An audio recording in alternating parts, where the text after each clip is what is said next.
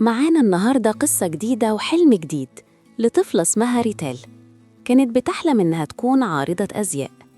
تخيلت نفسها في قاعة عرض أزياء، كانت حاسة إن المكان ده بينادي عليها، وشافت نفسها هناك وسط النور. كان الحلم جميل بس محتاج بداية. كل خطوة صغيرة كانت تدريب، حتى لو محدش شايف. المحاولات كلها ما كانتش كاملة، بس كلهم مهمين. وطلبت المساعدة من أمها في تحقيق الحلم. الأم نصحتها بالرياضة والأكل الصحي علشان تغير من شكلها وتوصل لأحسن شكل، والقوة من الداخل. قررت تكون مختلفة، مش نسخة من حد، وقررت ترسم فستان يخلي الدنيا كلها تحكي عنه. وجت لحظة تحقيق الحلم، يوم العرض. كانت الستارة بتفتح وقلبها كان بيدق جامد، وشافت فرحة الناس بنجاحها.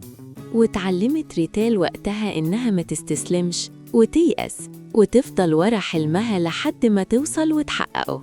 ولو طفلك عنده حلم، ابعتيلنا صورة حلوة وإحنا علينا الباقي.